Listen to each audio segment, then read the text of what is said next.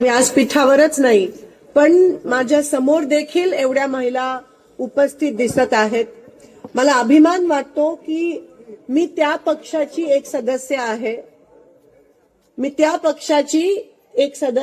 ज्या पक्षाने महिलांना आरक्षण देण्यास पुढाकार घेतला. मी काँग्रेस पक्षाची खासदार आहे.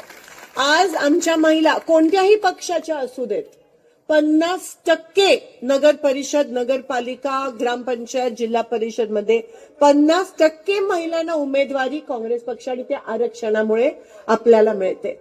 आणि त्याच्यामुळे बीजेपीला पण फायदा झाला, सेनेला पण झाला, काँग्रेसला तर झालाच. आणि तीर्थक्षेत्र आघाडीसारखे वेगवेगळे बीजेपीच्या विरोधात आघाड्या जेव्हा निर्माण देखील झाल्या त्यांना देखील त्या आरक्षणाचा फायदा झाला. आणि तो फायदा आम्हा सगळ्या महिलांना होतो. कारण का हिंमत लागते. एवढ्या लोकांसमोर कधी उंबरठा पार पाडला नसतो. त्या महिलेला इथे आज सुनंदाताईंनी ज्या पद्धतीत भाषण दिलं, दमदार भाषण होतं त्यांचं. कोशिश करने वालों की कभी हार नहीं होती. आणि तुमच्या मागे तुमचा प्रयत्न दिसून आला, तुमचा प्रामाणिक प्रयत्न दिसून आला. आणि मला माहिती आहे की इतर लोक पण तुमच्या समोर येतात त्यांच्याकडे पण तेवढ्याच महिला जेवढ्या तीर्थक्षेत्र आघाडीकडे आहेत. पण फरक काय आहे? आपला ते जास्त महिला आहे तो फरक आहे. 51% महिला आहे तो एक पहिला फरक आहे की आपण. आणि असं असतं तर आपण सगळ्या महिला पण देऊ शकतो. आपण एवढे सक्षम आहोत. पण पुरुषांना पण चान्स दिला पाहिजे असं म्हणायला हरकत नाही. पण फरक काय बीजेपी मध्ये आणि तीर्थक्षेत्र आघाडीमध्ये की आमच्या महिला प्रामाणिक आहेत. आमच्या महिला पैशासाठी उमेदवारी नाही मागत आहेत. तुम्हाला माहितीये ना आजकाल सिद्धूदादा आजकाल नवीन ट्रेंड झालाय. भाजपची उमेदवारी का मागतात? एका हातात तिकीट मिळतं, दुसऱ्या हातात खोके मिळतात आणि पेट्या मिळतात. म्हणून उमेदवारी. त्यांना काही लोकांच्या जनतेच्या सेवेचं काही पडलं नाहीये. त्यांना फक्त पैसे कमवायचे. घर बसल्या ईव्हीएम आहे म्हणून लोकांपर्यंत जाण्याची गरज नाहीये त्यांना. असं त्यांच्या मनात अशी त्यांची विचारसरणी आहे की टिकट मिला तो पैसा मिलने वाला है ऊपर से और लड़ने की जरूरत नहीं है क्योंकि ईवीएम हैक होने वाला है. हा फरक आहे त्यांच्यामध्ये. आमच्या महिला प्रामाणिक आहेत. पैसे भाजप एवढे नसतील आणि नाहीच आहेत कारण का सत्ताधाऱ्यांनी पैशाचा सत्तेचा गैरवापर करून पैसे भरलेत. मग टेंडर असतील, मग त्यांचे ठेकेदार असतील, मग टक्केवारी असेल. ह्यामुळे त्यांनी आज ओमराजे निंबाळकरजी, मी आणि धैर्यशील दादा पण आम्ही तर कोर्टात जातोय कारण का डीपीडीसीची आमची निधी थांबवून ठेवली आहे. का? कारण का महाविकास आघाडीच्या खासदारांची निधीच्या माध्यमातून त्यांना टक्केवारी मिळत नाही म्हणून आमची निधी थांबवून ठेवली. आम्ही कोर्टात त्यांच्या विरोधात जाणार आहोत. आणि तिथे पण सगळे म्हणालेत की आमच्या लोकांकडे पैसे नाही आहेत पण आमच्या लोकांकडे प्रामाणिकपणा आहे, इमानदारी आहे. लोकांमध्ये जाऊन तळागाळात उतरून काम करण्याची इच्छा आहे, लोकांचा विश्वास जिंकण्याची इच्छा आहे. म्हणून या सगळ्यांनी तीर्थक्षेत्र आघाडीचे तिकीट मागितले. एक धाकधूक असते की भाजप बिहारमध्ये पण इकडे पण तिकडे पण लोक मागतील कशी उमेदवारी. पण त्यांच्यापेक्षा जास्त आमच्या ऑफिसच्या बाहेर तीर्थक्षेत्र विकास आघाडीच्या बाहेर लाईन आहे. कारण का हा फरक आहे. कारण का ते पैशासाठी लढतात, टक्केवारीसाठी लढतात, सत्तेसाठी लढतात. आम्ही लोकांसाठी लढतो. आम्ही लोकांच्या सुखदुःखात सामील होतो. का म्हणून? नाहीतर कोण पडेल ह्या निवडणुकीत मला सांगा.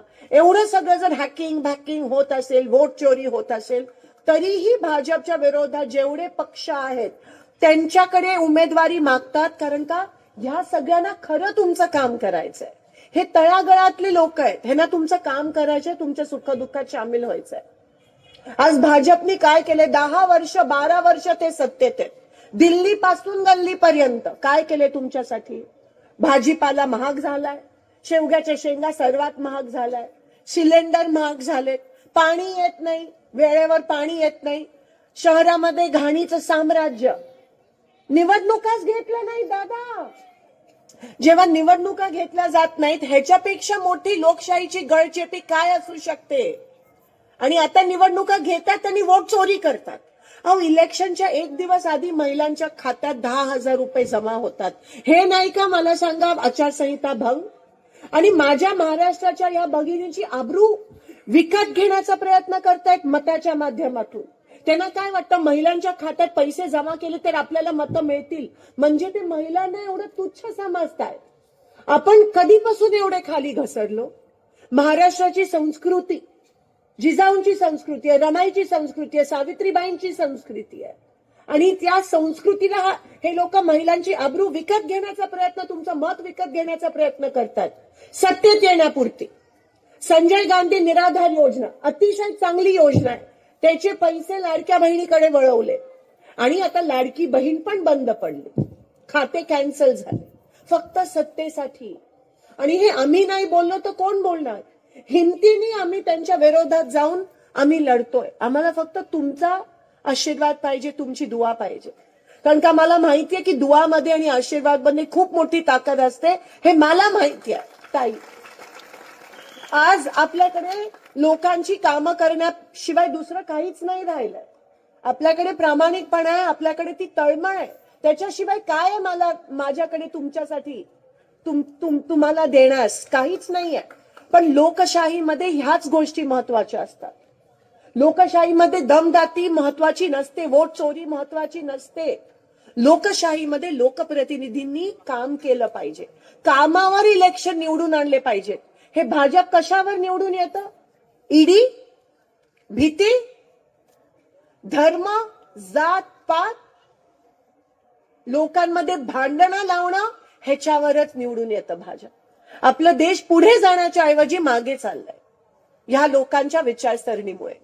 आणि हे जर बदलायचं असेल, जर ह्या देशात, या महाराष्ट्रात, या मंगळवेढ्यात हे साधू संतांचं शहर आहे, इकडे जर क्रांती घडवून येण्याची असेल तर ते तुम्हीच करू शकता.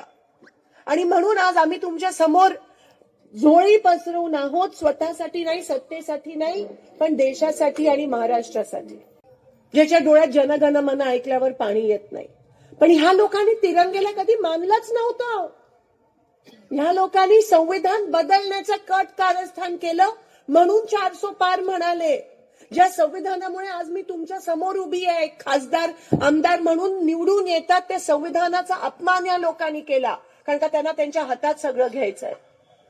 आणि ज्ञानेश कुमार तर त्यांच्या खिशात आहे. निवडणूक आयोग आहे का नाहीये काय माहिती.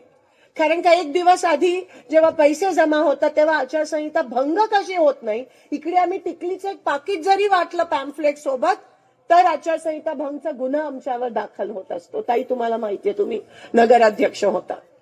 एवढा त्रास, आणि तो त्रास सहन करत करत, असं नाहीये की ह्यांना कोणाची धमकी नाहीये, असं नाहीये की ह्यांना कोणाला पळून आजकाल नवीन काहीतरी चालू केलंय, दोघांना पळून नेलं, तिघांना पळवून नेलं म्हणे, असं म्हणते ते भाजपवाले पळवून नेत आहेत सगळ्यांना.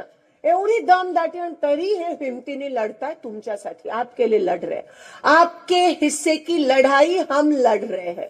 आपकी साथ की जरूरत है, आपके आशीर्वादची गरज आहे. तुमच्या हिस्साची लढाई कोणीतरी लढत आहे.